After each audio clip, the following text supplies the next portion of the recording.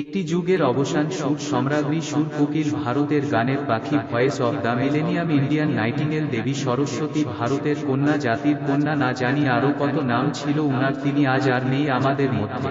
প্রত্যেক ভারতবাসীর মতন আমিও গর্বিত এই ভেবে যে যুগে তিনি তার সুরের ছন্দে মাতিয়ে রেখেছিলেন গোটা বিশ্বকে, সেই যুগে আমি জন্মাতে পেরেছিলাম। হে ঈশ্বর, এর জন্য তোমাকে কোটি কোটি প্রণাম। The golden voice of India. Lata Mangeshkar এমন এক কিংবদন্তি ব্যক্তিত্ব ছিলেন যে উনার সম্বন্ধে কিছু বলার যোগ্যতা আমার মধ্যে নেই। তাই আর বেশি কিছু না বলে আমি আমার মতন করে উনাকে আমার চ্যানেল হাইটেক চিন্ময় এর পক্ষ থেকে শেষ শ্রদ্ধাঞ্জলি। ভিডিওটি শুরু করার আগে সুরের দেবী সরস্বতী লতা মঙ্গেশকর এর আত্মার শান্তির জন্য যদি আপনি সুরের কোকিল লতা মঙ্গেশকর এর একজন একনিষ্ঠ ভক্ত হন, 1 মিনিটের নীরবতা পালন।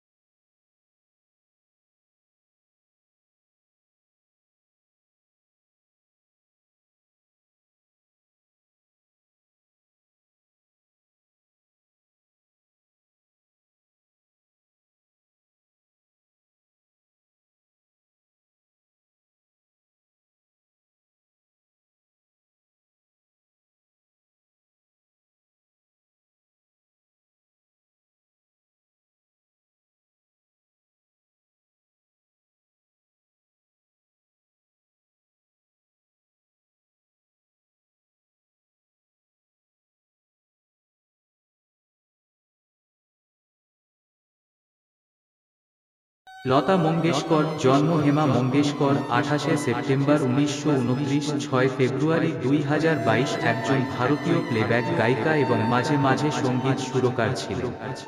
তিনি ব্যাপকভাবে ভারতের সর্বশ্রেষ্ঠ এবং সবচেয়ে প্রভাবশালী গায়িকাদের একজন হিসাবে বিবেচিত। 7 দশকের কর্মজীবনে ভারতীয় সঙ্গীত শিল্পে তার অবদানের জন্য ভারতের nightingale, voice of the millennium এবং কুইন অফ মেলোডি এর মতো সম্মানজনক খেতাব অর্জন করেছেন।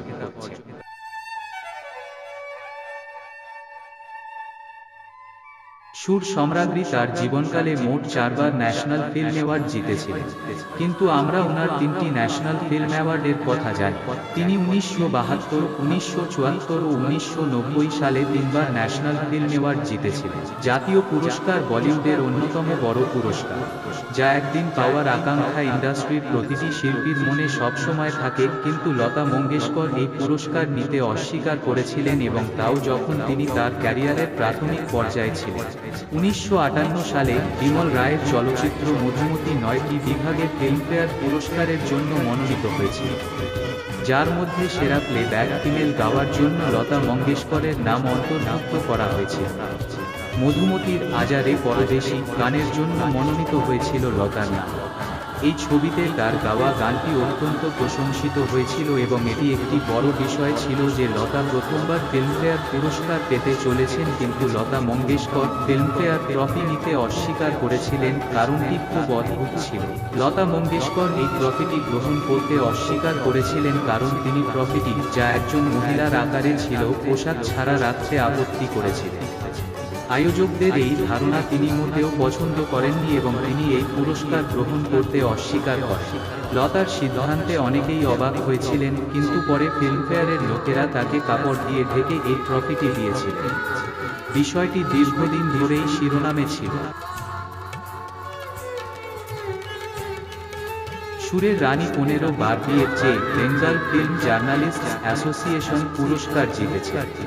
1964 for Woh Kaun, 1967 for Milan, 1968 for Raja Aur Ram, 1969 for Saraswati Chandra, 1970 for Do Raaste, 1971 for Tere Mere স্বপ্নে, 1972 ফর পাকিজা, 1973 ফর বন পলাশির পদাবলী, 1973 ফর অভিমান, 1975 ফর কোরা কাগজ, 1981 ফর এক দুজে গেলিয়ে, 1983 এ পোর্ট্রেট অফ লাতাজি, 1985 ফর রাম তেরি গঙ্গা মেলি, 1987 ফর অমর সঙ্গী, 1991 ফর লেকে। Maharashtra state film awards. সুরের কোকিল লতা মঙ্গেশকর পাঁচবার মহারাষ্ট্র স্টেট ফিল্ম অ্যাওয়ার্ডস অর্জন করেছে। দ্য কুইন অফ মেলোডি লতাজি 1997 সালে মহারাষ্ট্রের দ্বিতীয় সর্বোচ্চ সম্মান মহারাষ্ট্র ভূষণ অ্যাওয়ার্ডস অর্জন করেছিলেন এবং 2001 সালে তিনি মহারাষ্ট্রের প্রথম সর্বোচ্চ সম্মান মহারাষ্ট্র রত্ন অর্জন করেছিলেন।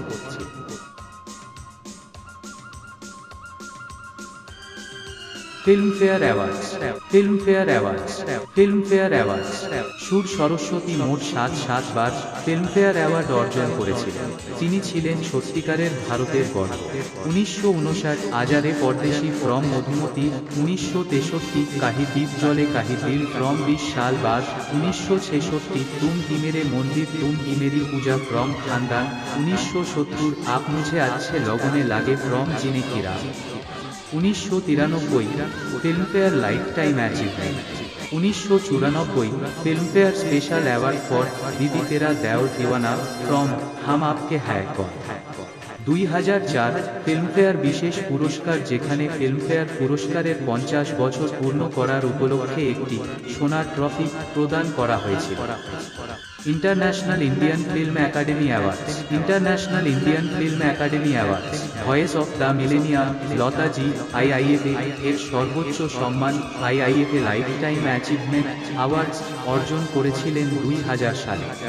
কিংবদন্তি গায়িকা স্বর কোকিল লতা দেবী আমাদের দেশ মাতাকে তার সুরের ছন্দে উজ্জীবিত করে গেছেন চিরকাল। তাই লতাজি এর সম্মানে আমাদের দেশের পক্ষ থেকে উনাকে দেওয়া কিছু সম্মান। পদ্মভূষণ হল ভারতের প্রজাতন্ত্রের তৃতীয় সর্বোচ্চ বেসামরিক পুরস্কার। 2 জানুয়ারি 1954 এ প্রতিষ্ঠা। পুরস্কারটি জাতি, পেশা, অবস্থান বা লিঙ্গের পার্থক্য ছাড়াই একটি উচ্চমানের বিশিষ্ট পরিষেবার জন্য দেওয়া হয়। 1969 সালে ভারতীয় সঙ্গীতকে এক আলাদা মাপের মাত্রা এনে দেওয়ার জন্য ভারতের কন্যা লতা মঙ্গেশকর দেবীকে পদ্মভূষণ সম্মানে সম্মানিত করা হয়। আজ তিনি আমাদের ছেড়ে চলে গেছেন না ফেরার দেশে। দাদাসাহেব ফালকে পুরস্কার হল সিনেমার ক্ষেত্রে ভারতের সর্বোচ্চ পুরস্কার। তথ্য ও সম্প্রচার মন্ত্রণালয়ের দ্বারা প্রতিষ্ঠা একটি সংস্থা, চলচ্চিত্র উৎসব অধিদপ্তর কর্তৃক প্রতি বছর এটি জাতীয় চলচ্চিত্র পুরস্কার অনুষ্ঠানে উপস্থাপন করা হয়। পুরস্কারের মধ্যে রয়েছে একটি স্বর্ণকমল গোল্ডেন লোটাস পদক, একটি শাল এবং নগদ 10 লাখ টাকা। 1989 সালে Indian nightingale voice of the millennium Lata মঙ্গেশকরজিকে ভারতীয় চলচ্চিত্রের বৃদ্ধি ও বিকাশের তার সুরের অসামান্য অবদানের জন্য দাদাসাহেব ফালকে এর সম্মানে সম্মানিত করা হয়। পদ্মবিভূষণ লোটাস ডেকোরেশন হল ভারতীয় প্রজাতন্ত্রের দ্বিতীয় সর্বোচ্চ বেসামরিক পুরস্কার। 2 জানুয়ারি 1954 সালে প্রতিষ্ঠা। এই পুরস্কারটি অসাধারণ এবং বিশিষ্ট পরিষেবার জন্য দেওয়া হয়। জাতি, পেশা, অবস্থান বা লিঙ্গের পার্থক্য ছাড়াই সকল ব্যক্তি এই পুরস্কারের জন্য যোগ্য। 1999 সালে সুরের দেবী সরস্বতী সুর সম্রাজ্ঞী লতা মঙ্গেশকর দেবীকে ভারতীয় চলচ্চিত্রের বৃদ্ধি ও বিকাশে তার কোকিলকণ্ঠী সুর এর অসামান্য অবদানের জন্য পদ্মবিভূষণ এর সম্মানে সম্মানিত করা হয়। ভারতরত্ন ভারতের রত্ন হল ভারতীয় প্রজাতন্ত্রের সর্বোচ্চ বেসামরিক পুরস্কার। 2 জানুয়ারি 1954 সালে প্রতিষ্ঠা। জাতি, পেশা, অবস্থান বা লিঙ্গের পার্থক্য ছাড়াই অসাধারণ পরিষেবা, সর্বোচ্চ আদেশের কর্মক্ষমতা এর স্বীকৃতিস্বরূপ এই পুরস্কার প্রদান। প্রাপকরা রাষ্ট্রপতি কর্তৃক স্বাক্ষরিত একটি সনদ, শংসাপত্র এবং একটি পিপল পাতার আকৃতির মেডেলিয়ন পান। লতা মঙ্গেশকর জাতির কণ্ঠস্বর। একটি ঈশ্বর দানকারী কণ্ঠ তাকে সঙ্গীতের সবচেয়ে সফল ব্যক্তিত্বে পরিণত করতে পরিচালিত করেছিল। তিনি প্রায় 36টি ভারতীয় ভাষায় গেয়েছেন এবং 1000-এরও বেশি হিন্দি ছবিতে গান রেকর্ড করেছেন। তার কণ্ঠ আমাদের সঙ্গীত ঐতিহ্যের অংশ এবং সঙ্গীত শিল্পে তার অবদানের জন্য তিনি ব্যর্থহীনভাবে ভারতরত্ন পুরস্কারের প্রাপ্য ছিলেন। 2001 সালে তাকে ভারতের সর্বোচ্চ বেসামরিক সম্মান ভারতরত্ন এর সম্মানে সম্মানিত করা হয়। National order of the legion of honour পূর্বে royal order of the legion of honour সামরিক এবং বেসামরিক উভয় যোগ্যতার সর্বোচ্চ ফরাসি অর্ডার। 2007 সালে সঙ্গীতে অবদানের জন্য ফরাসি দূতাবাস গায়িকা কিংবদন্তি লতা মঙ্গেশকরকে ফ্রান্সের সর্বোচ্চ বেসামরিক পুরস্কার অফিসার দে লা লিজিয়ন ডি অনার সম্মানে সম্মানিত করে। 80 বছর বয়সী লতাজি বলেছিলেন যে আমি এই সম্মানের জন্য নির্বাচিত হয়ে দ্বিগুণ সম্মানিত বোধ করছি। Platinum disc of EMI London. এই স্বীকৃতিটি একটি রেকর্ডিং শিল্পী বা গোষ্ঠীকে একটি নির্দিষ্ট উচ্চ অঙ্কের বেশি রেকর্ড বিক্রির জন্য দেওয়া হয়। লতা মঙ্গেশকরও একমাত্র এশিয়ান যিনি ইএমআই লন্ডন থেকে এটি পেয়েছে। 1979 সালের শেষের দিকে ইএমআই জিসিআই এর মার্কিন ভিত্তিক নীতি তাকে তাদের প্ল্যাটিনাম ডিস্ক পাওয়ার জন্য প্রথম এশীয় শিল্পী হিসেবে বেছে নেয়। 2012 সালে তিনি আউটলুক ইন্ডিয়ার সেরা ভারতীয়দের মধ্যে 10 নম্বরে ছিলেন। নরেন্দ্র মোদী সরকার কিংবদন্তি প্লেব্যাক গায়িকা লতা মঙ্গেশকরকে 2019 সালের 28 সেপ্টেম্বর উনার 90 বছর বয়সে ডটার অফ দ্য নেশন জাতির কন্যা উপাধিতে সম্মানিত করার পরিকল্পনা করেছিলেন। এ উপলক্ষে একটি বিশেষ গান লিখেছিলেন কবি গীতিকার প্রসূন যোশী। মোদীজি লতাজির কণ্ঠের খুব বড় ভক্ত। তিনি ভারতীয় জাতির সম্মিলিত কণ্ঠের প্রতিনিধিত্ব করেন। তাকে সম্মান জানানো জাতির কন্যাকে সম্মান করা এবং এটাই আমরা আনুষ্ঠানিকভাবে তার 90তম জন্মদিনে তাকে মনোনীত করি। 7 দশক ধরে ভারতীয় চলচ্চিত্র সঙ্গীতে তার অবদানের জন্য সুরের দেবী সরস্বতী লতা মঙ্গেশকরকে এই উপাধি দেওয়া হয়েছিল। সুর সম্রাজ্ঞী ইন্ডিয়ান নাইটিঙ্গেল এর জীবন ছিল খুবই সাধারণ, কিন্তু উনার জীবনেও ছিল অনেক রহস্য রোমাঞ্চিত ঘটনা। কি ছিল সেই সব ঘটনা জানার জন্য ভিডিওটি পুরো দেখুন। Please subscribe my channel. রাজার প্রেমে সারা জীবন অবিবাহিত রয়ে গেলেন লতা মঙ্গেশকর, সুর সম্রাজ্ঞীর অজানা প্রেম কাহিনী।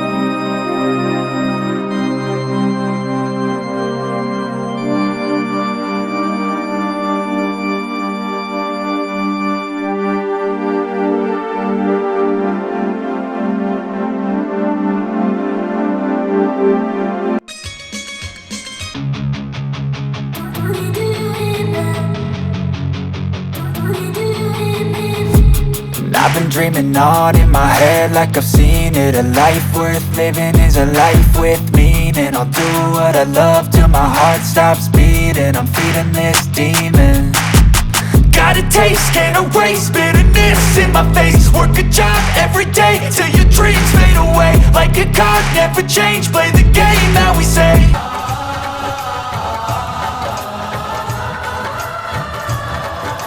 সুর সম্রাজ্ঞী ইন্ডিয়ান নাইটিঙ্গেল লতাজির সেই গান, যা শুনে ভারতের প্রথম প্রধানমন্ত্রী জওহরলাল নেহেরু কেঁদেছিলেন। গানটির ইতিহাস প্রত্যেক ভারতবাসীর চোখে জল আনে।